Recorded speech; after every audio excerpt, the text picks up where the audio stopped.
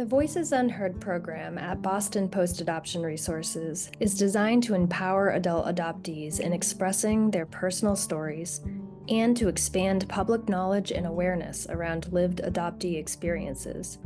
Our program goals are accomplished through this Adoptees in 3 video series, through narrative writing workshops, adoptee-created blogs, the use of the Voices Unheard journal, as well as through Voices Unheard, Real Adoptee Stories, which is our annual live speakers forum dedicated to educating the greater Boston community through creative expression and storytelling.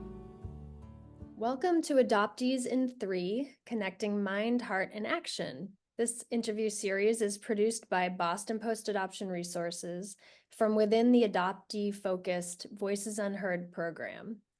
In this series, we get to the heart of things with one adoptee by asking them the current state of their adoptee journey through 3 questions based on heart, mind, and action.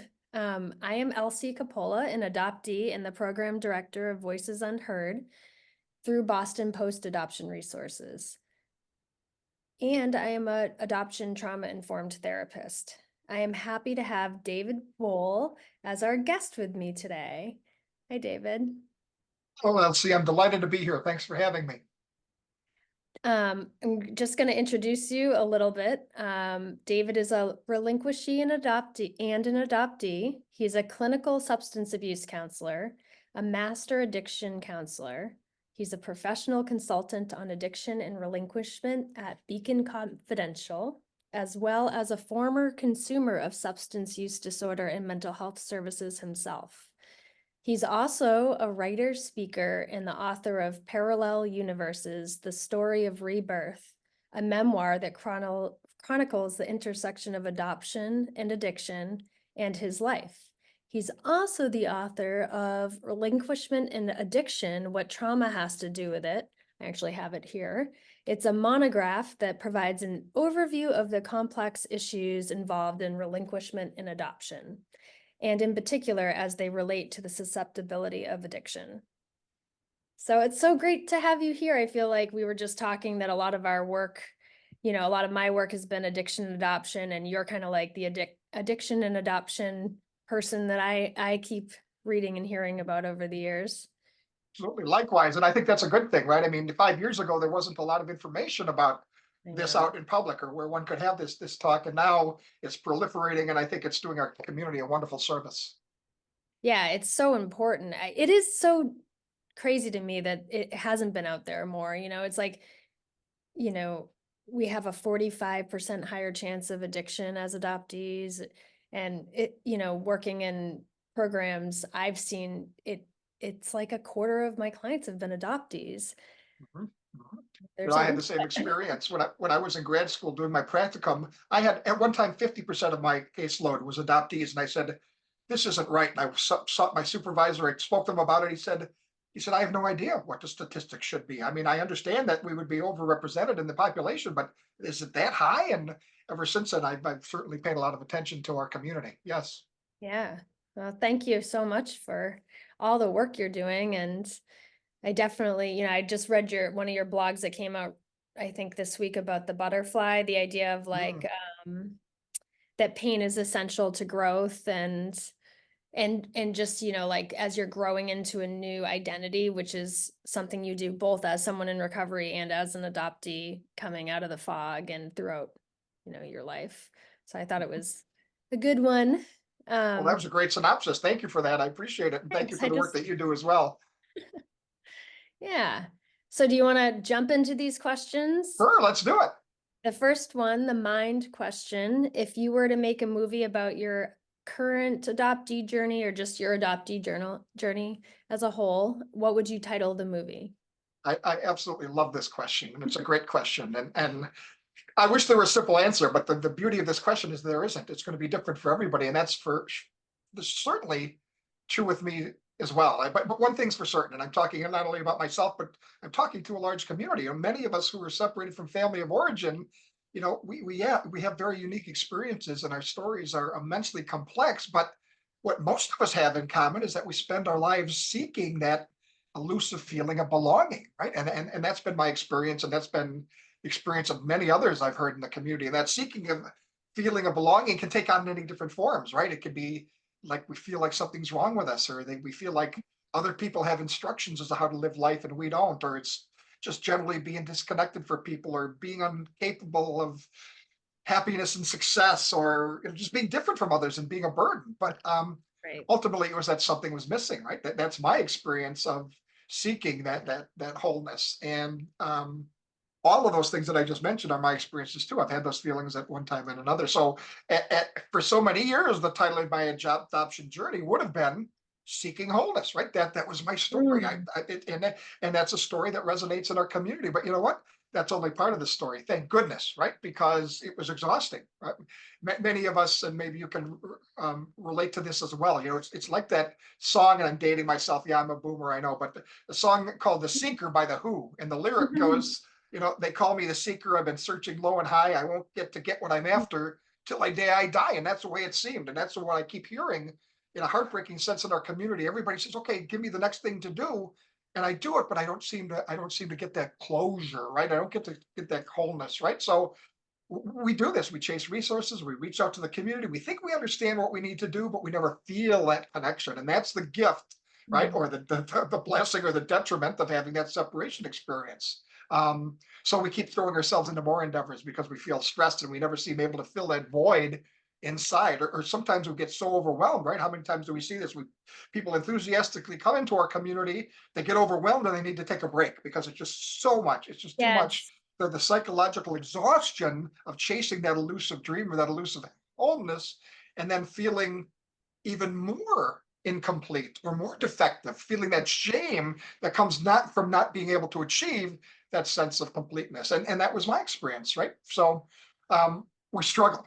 We struggle. And then what we do need to find is evidence that we've begun healing. And that's ultimately what we can do. And that's what you're doing with this Yeah. podcast, and others in the community space are doing this, right? Because it's not just that we need to process these situations. We need to feel like we're making progress as a human being, right? We have to believe that we can heal, and sadly, we lose hope when we can't. So that was part of my seeking wholeness story, right? I kept searching, but I could never stop seeking. Yet I experienced a life changing shift, and it's an immensely long story, but we don't have time for it here. But what I'm going to basically say about it is that I started to focus all of my energies on figuring out who I am, instead of focusing on what I didn't have and who I wasn't and how I compared myself to others and all the other things. Who am I actually, right? Deep down beneath all of that, right? All of those experiences of stress, some might call them trauma, right? Who am I? And once I was able to do that, that's when my life story changed from seeking wholeness to wholeness found, right? Wholeness found. And today I'm so grateful to have found that completeness that I feel to achieve for literally decades, right? And I've been able to achieve this wholeness when all odds were against it, when I don't have comprehensive family information and time and context is lost, right, over decades. So wholeness found would be the ultimate answer to that question. Yeah, I like that. And now I want to ask like an additional question of like, but it's Okay. you can't, I don't think you can answer the whole question right now. It's probably a Okay. very, but it's like, if I was to ask you to describe who you found that you are, Oh, in like a little bit of a, say you're a director describing to an actor how to play the role of you. How would you, what would you, what that's a would you great question. And you know what? I have the answer. And you know why I have the answer? Because I've been doing that work, and I don't know how you can see this on your I camera, but can't. I've been journaling. This is my phone. It's just a Oh, note in my phone that says, "Who am I?" And ultimately, and I'll describe the process in the third question that you ask here, but ultimately, I've been doing an inventory and I've been trying to figure out who I am, uncovering all the experiences and the misperceptions that I had, right? Including misperceptions that came from being addicted to alcohol and nicotine, right? Uncovering all of that and then figure out who are you really? Who are you really? And where are you going with all of this? What does it mean to you to have had these experiences? And I literally have a list that I read daily, right? This is my daily checklist, and I put it to the test. Am I really these things, right? There's one time in my life where I took, I think probably before I stopped, well, maybe it was right as I stopped drinking 20 years ago. I took the Myers-Briggs test, and it told me I was a certain personality type. And then after I did most of my adoptee work, I took it again and it told me I was a different type. yep. Well, that's because I had adapted. I answered the questions how I thought they should be answered instead of answering them as to who I truly was. So the answer to your question, and I know that was a long-winded way of getting it, is I did have an inventory. I keep an inventory of the things that I believe that I am. I put them to the test regularly, and I hang out with people who I trust, right? Who have an outside perspective, who instead of blowing smoke up my backside and keeping me happy are saying, you might want to check your perspective on that. So I Mhm. do this on a regular basis. And ultimately, that's what's the answer to the healing question. This is how I found healing. And this is how I know that I'm still on the path to healing. I love that. Yeah, I love that. Just having a daily kind of check-in about. I had a client once. We were talking about how do you find out who you really are? Because there's so many different theories. There's like, all these different tests in the Myers-Briggs. Same. I used to be an extrovert. Turns out now I'm an introvert. I probably was thinking I was an extrovert because I was people pleasing. I don't know. But like, I know exactly that. I had the same identical experience. Sorry to interrupt. Yeah. Mhm. but yeah, I mean, so this client came up with this great question just to speculate on if you were completely alone on like an island somewhere and you weren't like anything you were going to do had nothing like no one else would know like it had nothing to do with other people like how would you spend your time. It's just like an interesting way, like would you be curious about the ocean, would you be a learner, would you be a builder, just like another way to think. If it's not about survival through adapting to others, then what are you interested in, So, Absolutely. interesting. And you know what? For many of us adoptees, that the answer to that question would be, I'm going to just be an existentialist. I'm going to contemplate the meaning of my life and my place in this world, right? Because that's the stuff that's been so confused for so long. Yeah. Yeah. All right. So we're gonna go to the next one, the heart question. What Mhm. advice would you give your younger adopted self? I said I love the first question. I love this one too, but for a different reason, because this one really makes me think, right? Admittedly, I struggled with this question, and it's not because I can't put forth a reasoned answer to the question, but because for me it involves sort of a fantasy, right? It involves going back in time and actually being able to influence that younger self of mine. And by the way, fantasy as someone in recovery is something that almost killed me at one point in my life, and I try not to dwell on those what ifs because it's not conducive to my recovery and essentially my healing. And just a little bit about that. Early in my life, using alcohol and other substances as a way to self-soothe was my way of trying to connect with people in that personal way and that trying to survive and to fit in. And I found that alcohol especially allowed me to be around people in a way that was okay and was expected of me, right? I was able to quiet my inner critic and Mhm. find that camaraderie and friendship, that belonging that I talked to earlier. And alcohol ultimately allowed me to change my reality. That is, it changed my perception of the world and my place in it, right? That's a fantasy. So eventually, sadly, using alcohol to escape reality created this fantasy world that almost led to my demise. It literally almost killed me existentially and physically. And I used it as my sole coping mechanism. And this created a fantasy of being okay instead of processing reality as it really was, right? Right. So that's what I was doing, living out this fantasy. So main part of my recovery and healing is sticking with reality. And what this means to me is that I don't know if it's possible for me to indulge in that. What if the circumstances of my relinquishment were different, or what if the laws and societal attitudes are different, or what advice what do I wish I heard when I was younger? Fantasy. Although I thought about this, and there are books that are written about it, I've read them, but I look back and I think I wouldn't be who I am today if things were different in that way. If I had that advice, if I could talk to my younger self, right? So what does that mean? Who would I be? What would I still have? A substance use disorder anyway because I was genetically disposed. Well, I learned that my genetic mom, my first mom, died of alcohol related causes. Or would addiction skip me as a generation and be eradicated entirely because I wouldn't suffer those deep developmental traumas and stresses of having been relinquished and not connecting to my adoptive family, right? And would my biological mother have not had to rely upon alcohol because she didn't have to deal with the trauma of giving me up, right? The permutations and the speculation is endless, Right. right? That fantasy becomes out of control and becomes ultimately harmful to me.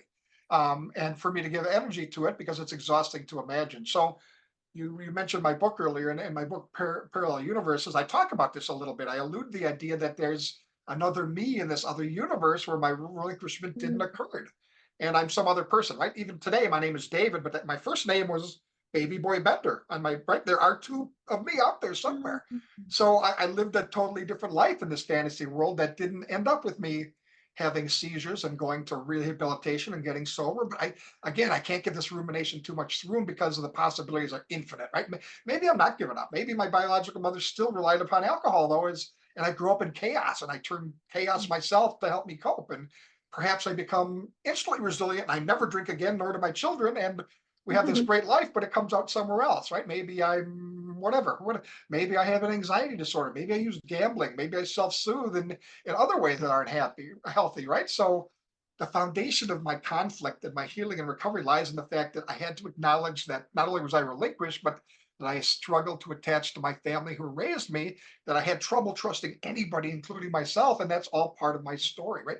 That's part of my reality. And the ongoing acceptance and resilience comes to the fact that I've lived this life and I came out victorious despite all those Yeah. experiences, right? I didn't let those negative experiences permanently define me, although they did define me temporarily, right? But I was able to use them to define who I am going forward. So what I can do today, in direct answer to your question, is I can be really kind to past versions of myself that didn't know the things that I know today.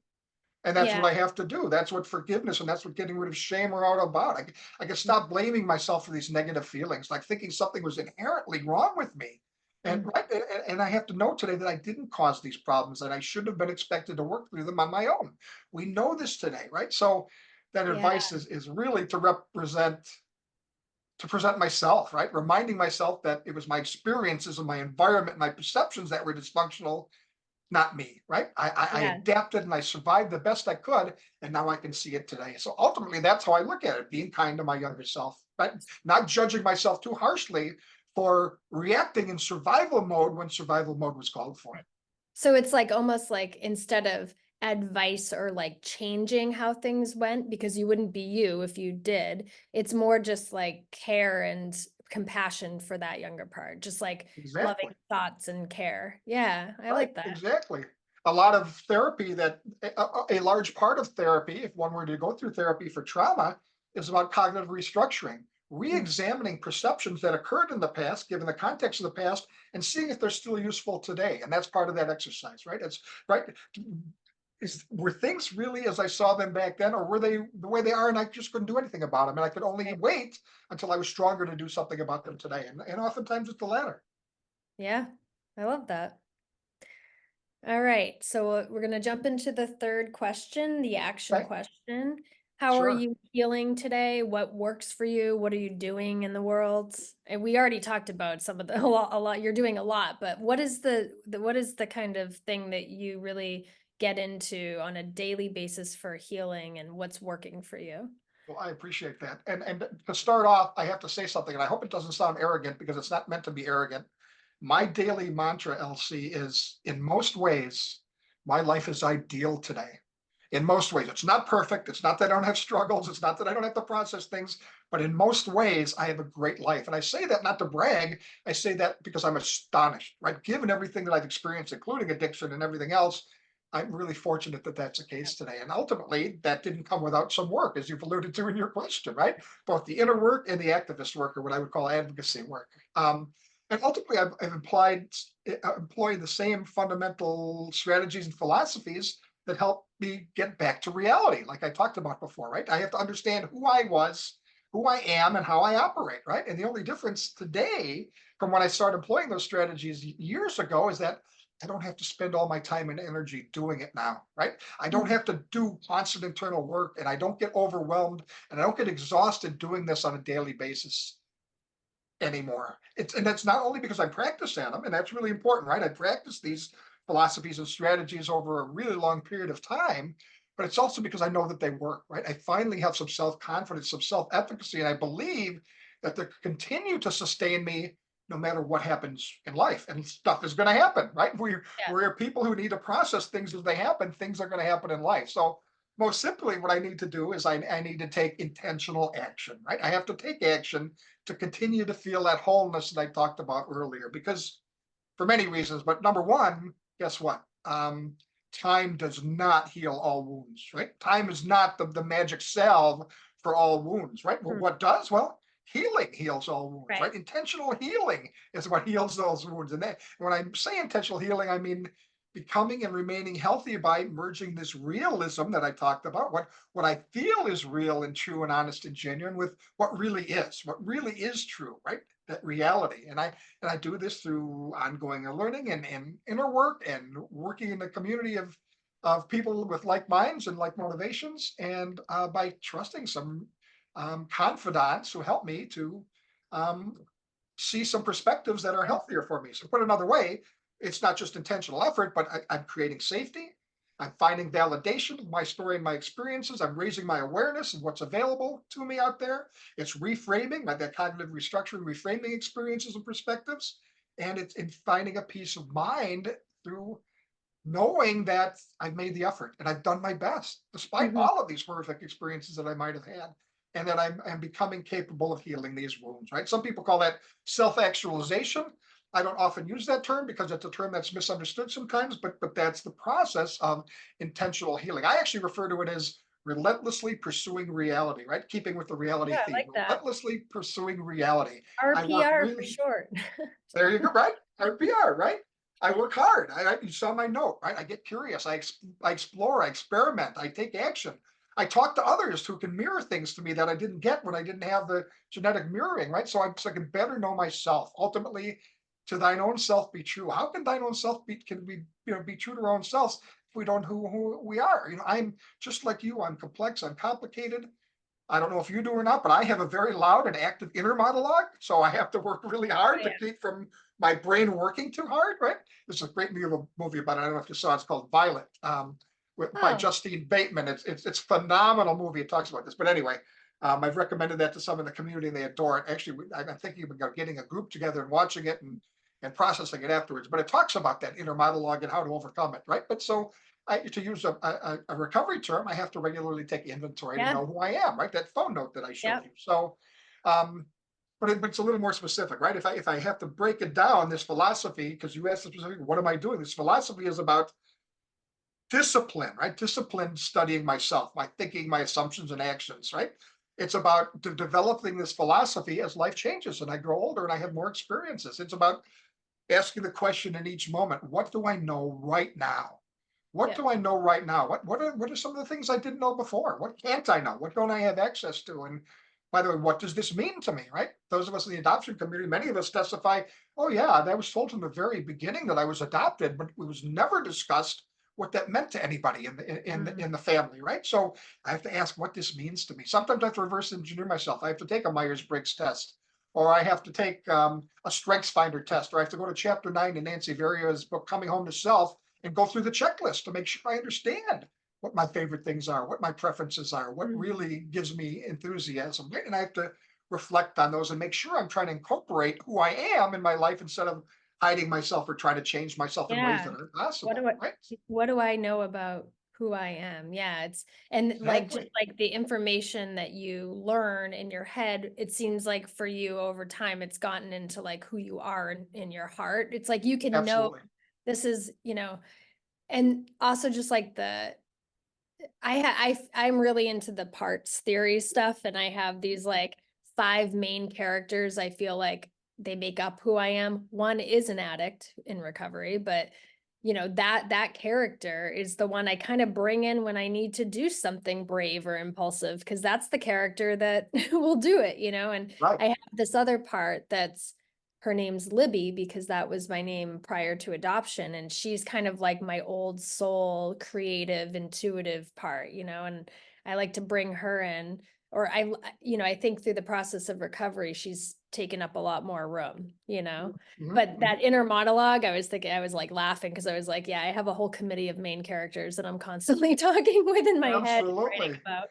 Well, how Yeah. awesome that you become aware of that, right? I mean, if we don't Yeah. know where this motivation is coming from or where these thoughts are coming from, we have no way of examining them in Right. any efficient, economical, and healthy way, right? But that's Hmm. all part of it. And ultimately, what it means too is that I have to be really proactive. I have to deal with stuff before it becomes bigger, right? Right. There's a Stoic, I don't know, the Stoic philosophy is becoming popular again. There's been a guy by the name of Ryan Holiday who's made it contemporary and really popularized it. And I've been studying Stoic Mm. philosophy since college, so I know what it's about, and it really applies in terms of addiction recovery, but also applies to what we do. And what it there's a saying that says basically the obstacle is the way, right? So if there's this looming thing in front of me that's bothering me, I better Yes. not go dancing around it. I better not avoid it. I better not contort and adapt to make myself shy away from it. I better address it as best I can. I might not resolve it, but I have to acknowledge that it's there and I have to work towards getting beyond that, whatever Yeah. that looks like. And that's part of that philosophy. Sometimes it means getting rid of what isn't working, right? Over the years, I have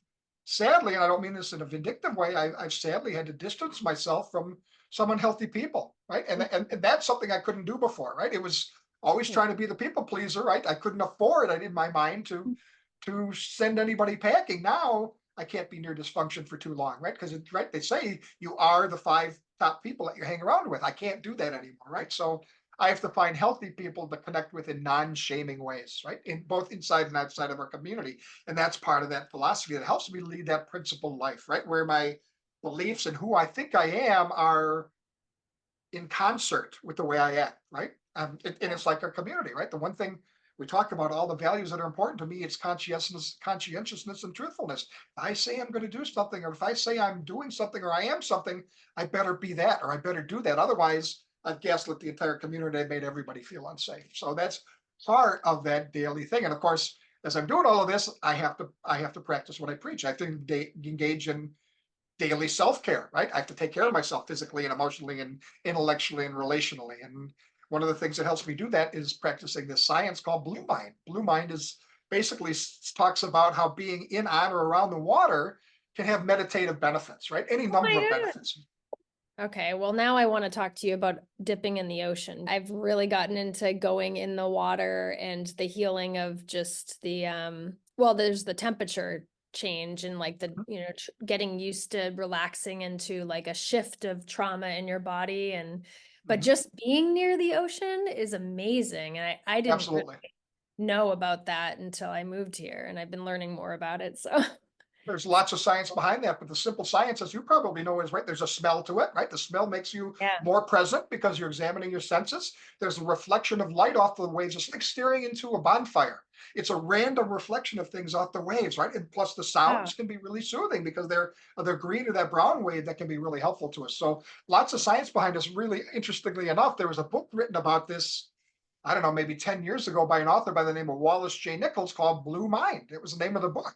And he's known as Jay. That's how he's referred to. Jay is a fellow adoptee, so Oh he my knows what he's talking about. Yeah, God. yeah. So All right, I'm amazing, so excited. I'm amazing gonna read. Blue Mind is a great resource, right? And there's also a National Association of Adoptees and Parents happy hour YouTube video where Jay Wallace J Nichols was the guest talking about Blue Mind. If you want a shortcut to it, so all kinds of places you can learn more about it. Yeah, Oh, I definitely. can't wait. Definitely gonna look into that. Yeah. Awesome. So, and as you know, it's not just about self care. It's being, to me, and I've said this before, it's about being involved in this greater community, right? That helps me stay motivated and helps me to do this inner work. So, I like you do virtual meetings and Mhm.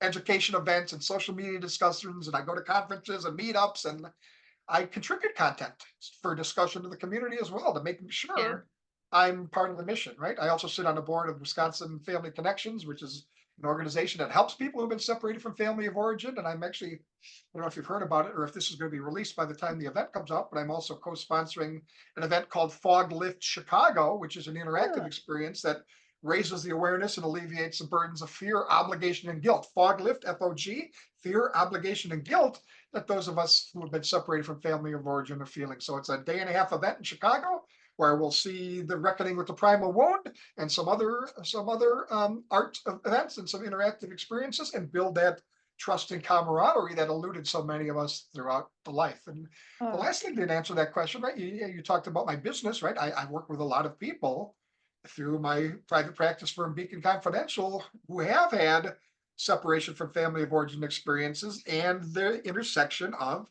unhealthy substance use or other mental mhm. health attitudes that make some behaviors really unhealthy for them. So I not only work with individuals and families and organizations, but I generally try to help raise awareness inside and outside of our community through speaking, writing, and presenting about the challenges we face and asking you and others to call me on it. Let's have a discussion about it, right? So all Yeah. of these things, I mean, it's robust, but it keeps me healthy. I have this regular Yeah. daily diet of this inner work and advocacy that helps to keep me healthy.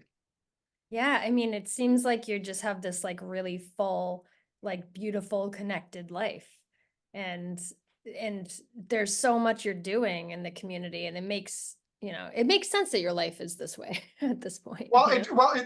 I appreciate you saying that, but you know what? It's counterintuitive at the same time, right? If I'm an individual who struggled with connection all through my life because of the early life experiences I had, it's counterintuitive that I would have these things later in life unless I worked for them, right? And I hate to use that word work, but it is. It's about inner work. It's about Right. external work. Mhm. It's about taking action. I work to be this connected, and I've never felt better about myself and about life as a result of doing that. And I can also tell you, I've never been a better friend or a father or a husband since I know who I am and I feel good about what my part in this world and this community is. That's awesome. We do have to wrap up, but I want to let people know, where is the best place where they can find out more about you or contact Sure. you. Well, I appreciate that. I have a webpage that talks about mostly my personal experiences at davidbbohl.com, middle initial B, davidbbohl.com. I have it in my name down at the bottom of my screen here. That's the easiest way to get to me. There you'll find a link to my business page. You'll find a phone number. You'll find email information. And of course, I'm out on social media. So reach out anytime. Awesome. Thank you so much for doing this today. And I hope that we'll keep being in contact. And for our guests who are listening, I would love for them to stay tuned for our next Adoptees in 3 series. All Awesome. right. Well, thank you for having me. Thank you for your time. One last word, if I may. Yeah. It sounds cliche, but this is true. Healing is possible. There are more resources today, more individuals involved, and more ways to connect than there ever have been before. It's really an optimistic time for those of us who've had these experiences. Right. Thank you, David.